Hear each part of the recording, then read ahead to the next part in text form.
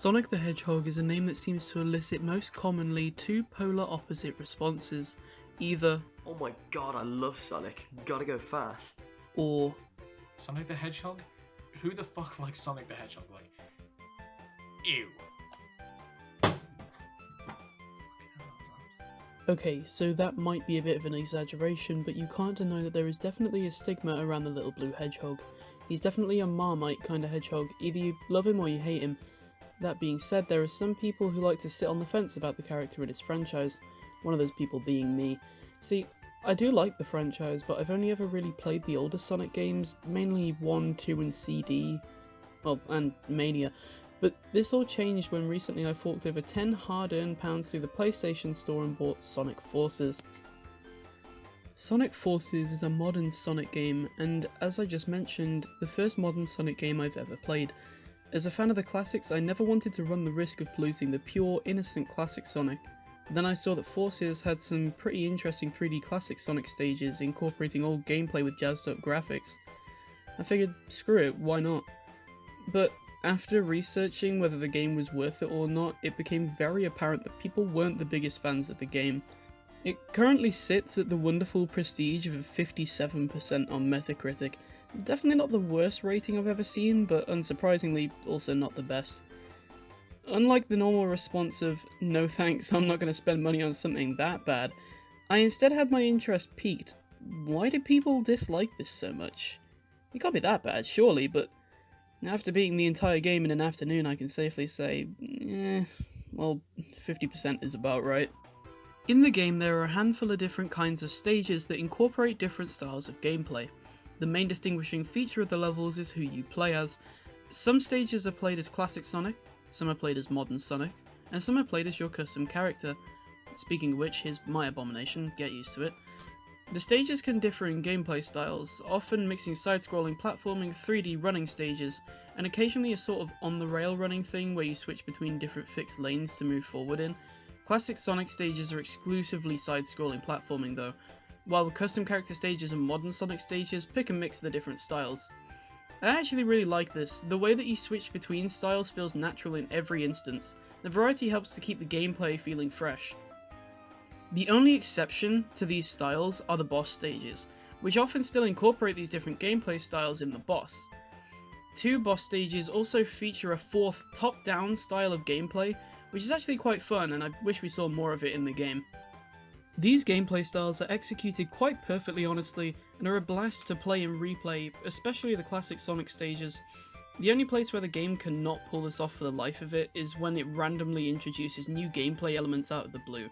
For instance, there are still entirely new concepts being thrown in the last couple of levels of the game. Why didn't you just introduce these earlier so the player learns how to deal with them when they're easy, instead of just throwing them in at the end as an afterthought? I mentioned before that you can play as custom characters, a feature that is exclusive to this Sonic title alone as far as I can tell.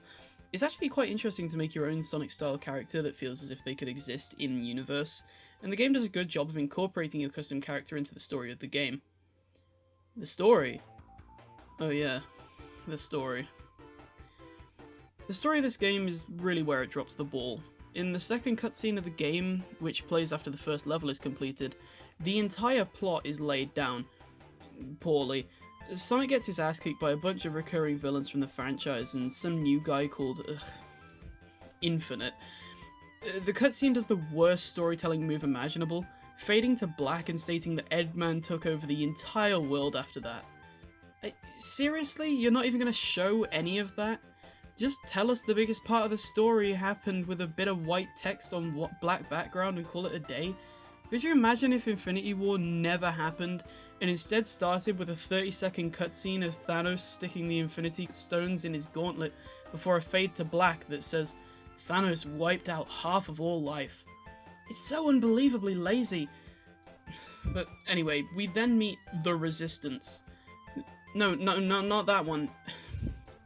Look, they're really sad that their best friend and leader Sonic is gone, but then your custom character rolls up to the party and everyone quickly forgets they're sad and sends you on a mission. The rest of the game is essentially just a series of missions to defeat the different returning Sonic villains and stop the evil Eggman, the fairly basic stuff, but my main complaint here is that the story takes itself way too seriously. There's nothing wrong with that in theory, a Sonic game can be serious if it pulls it off, but the problem is that Sonic Forces is a game where the characters go to a death egg, a clear parody of the Death Star, which I cannot talk about with a straight face, and a game where the power of friendship saves the day. You can't have both. Either you're a positive and silly game that parodies things and cracks jokes, or you're a serious tale about rebellion and hardship. The two do not gel well together at all. Just ask Star Wars Episode 1. So, in conclusion, to neatly sum up my feelings on my time with this game, the gameplay is a real treat, so much so I've gone back a couple of times to replay some levels. Not because you really get anything out of it, but because I genuinely enjoyed playing through them, and I'd like to play through them again. However, the story is a major letdown. It just can't seem to decide whether it wants to be dead serious or jokey, and it doesn't work well at all. If you're like me and just looking for some fun, fast-paced classic Sonic gameplay, then pick this up on sale. But if you're looking for a definitive Sonic experience, you're better off elsewhere, because this really isn't it. It's quite eye-opening to go back to something like Sonic CD after playing this, where somehow the story is more reasonable and concise than in a game with a much larger team over a decade down the line. At least Mania knew what it was doing.